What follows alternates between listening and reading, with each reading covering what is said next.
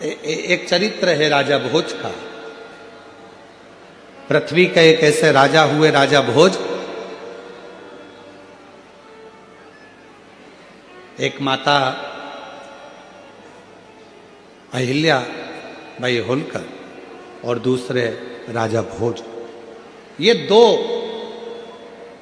शंकर के ऐसे उपासक हुए जिन्होंने अपने जीवन में एक काम करा कि शंकर भगवान के मंदिरों का जीर्णोद्धार करवाना और शंकर भगवान के मंदिरों का निर्माण करवाना।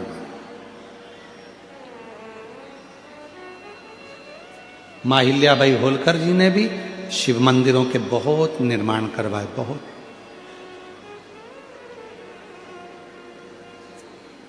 पर आज खुशी इस बात की है, एलईडी बंद पड़ी हैं, एलईडियां चालू करवाई है।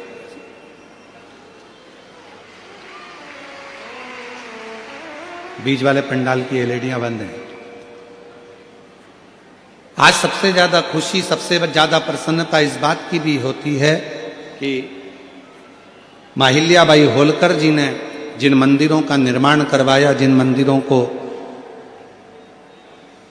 बनवाया, राजा भोज जी ने जिन मंदिरों का निर्माण करवाया, जिन मंदिरों को जीर्णोद्धार करवाया, बनवाया, आज बीच में जगत गुरु शंकराचार्य जी जब प्रकट हुए और जगत गुरु शंकराचार्य जी ने चारों तरफ शंकर भगवान का खूब खूब गुणगान किया, तो पूरे दुनिया में जगत गुरु शंकराचार्य जी की प्रेरणा से शंकर जी के मंदिरों का और शंकर भगवान की आराधना का केंद्र भारत की भूमि रही।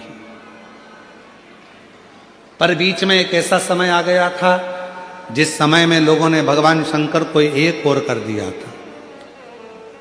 शिव मंदिर लोग नहीं जाते थे, शंकर जी की आराधना नहीं करते थे, शंकर मंदिर में पूजन नहीं करते, केवल सोमवार को चले जाते या प्रदोष को चले जाते या सावन महीने में चले जाते या शिवरात्रि पर चले जाते। उसके अलावा भगवान शंकर की आराधना करने कोई नहीं जाता। और आज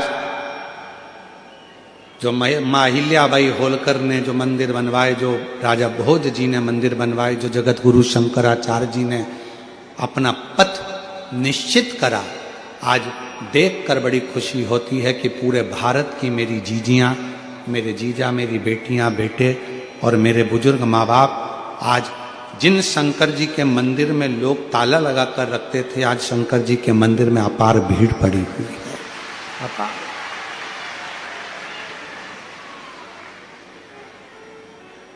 भीड़ पड़ी।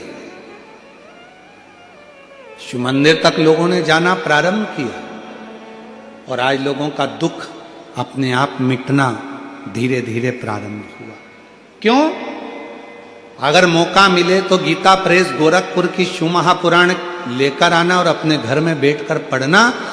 उसमें गीता प्रेस गोरखपुर की शिव महापुराण को पढ़कर देखना, तुमरुका जी भगवान शंकर के सम्मुख में, ईसर गोरा के सम्मुख में चंचुला देवी के पति को प्रेत योनि से मुक्त होने के लिए शिव महापुराण की कथा कहते हैं।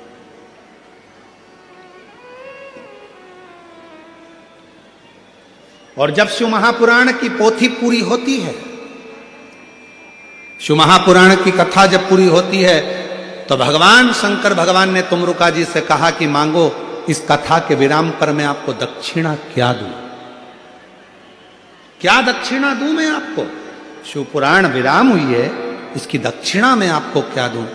तब तुमरुका जी ने कहा, बाबा बस एक वर दे दो, जब कलयुग बढ़े, घोर कलयुग जब बढ़ता चले जाए, चारों तरफ कोई ना कोई तन से दुखी होगा, कोई मन से दुखी होगा, कोई धन से दुखी होगा, कोई बीमारी से, इतनी बीमारियां कलयुग में बढ़ती चली जाएगी, इतनी बीमारियां बढ़ती चली जाएगी।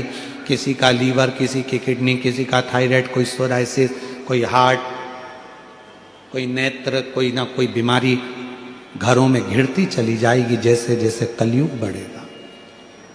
जैसे जैसे कलयुग बढ़ेगा, लोगों के पास धन तो बढ़ेगा पर उम्र कम होती चली जाएगी। क्यों?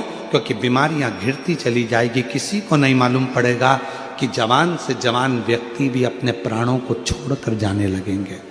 तब बाबा जब चारों तरफ कलयुग अपना पांव पसारे और बीमारियां लोगों को घेरने लगे, दुख लोगों को घेरने लगे, तकलीफें लोगों को घेरने लगे, तब मेरे बाबा अगर संसार का कोई मनुष्य शिव महापुराण की कथा में बैठकर कथा श्रवण करना प्रारंभ कर दे तो उसकी सारी दुख, बीमारी, तकलीफ, कष्ट दूर कर देना।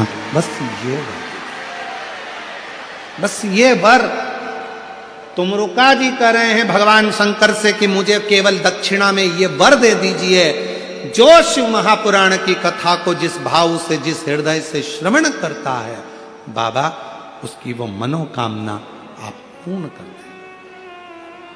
अब ये बात तो हो गई, तुमरुका जी ने कह दी।